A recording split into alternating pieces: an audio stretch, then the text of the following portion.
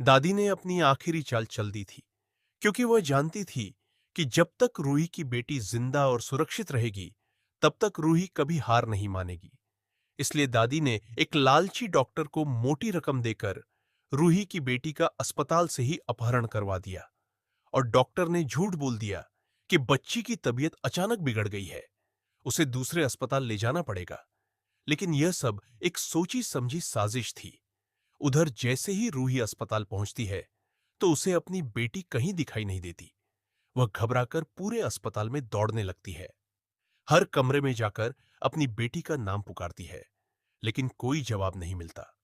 तभी एक नर्स डरते डरते बताती है कि डॉक्टर साहब बच्ची को लेकर कहीं बाहर गए हैं। यह सुनते ही रूही को कुछ बहुत बड़ा गलत होने का एहसास हो जाता है। वह डॉक्टर के केबिन में पहुंचती है, लेकिन वहां भी कोई नहीं होता। तभी उसे जमीन पर अपनी बेटी का छोटा सा खिलौना दिखाई देता है, जिसे देखकर उसकी आंखों से आंसुओं की धारा बहने लगती है और वह समझ जाती है कि उसकी बेटी का अपहरण हो चुका है। दूसरी तरफ दादी एक सुनसान गोदाम में किडनैपर से बात कर रही होती है और कहती है, याद रखना, किसी भी कीमत पर यह बच्ची उसकी मां तक वापस नहीं पहुंचनी चाहिए। तभी किडनैपर कहता है, मुझे मेरा पूरा पैसा चाहिए। दादी मुस्कुराते हुए कहती है, काम पूरा होने दो, पैसा भी मिलेगा और इनाम भी मिलेगा। उधर रूही पूरी तरह टूट जाती है, लेकिन अगले ही पल वह अपने आंसू पोंछती है और सीधे बजरंग बली के मंदिर पहुंच जाती है।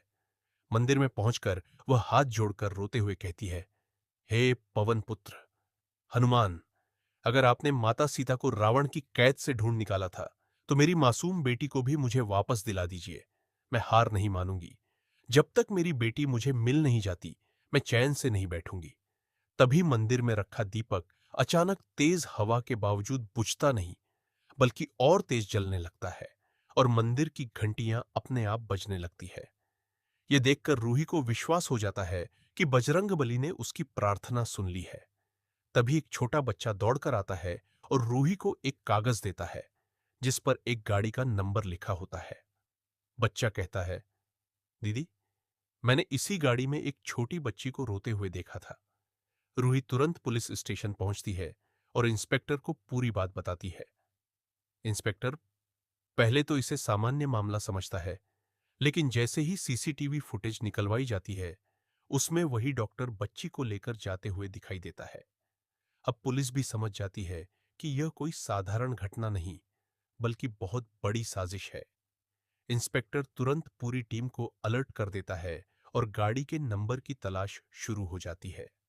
उधर दादी किडनैपर के अड्डे पर पैसों से भरा सूटकेस लेकर पहुंचती है और कहती है, ये लो, तुम्हारे पूरे पैसे। अब इस बच्ची का नामो निशान हमेशा के लिए खत्म कर दो। तभी अचानक बाहर पुलिस की गाड़ियों के सायरन गूंजने लगते हैं।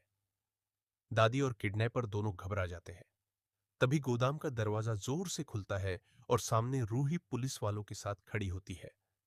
रूही गुस्से से दादी की तरफ उंगली उठाकर कहती है, आज तुम्हारे सारे पापों का हिसाब होगा दादी। तुमने मेरी बेटी का अपहरण करवाया है। अब कानून तुम्हें कभी नहीं छोड़ेगा।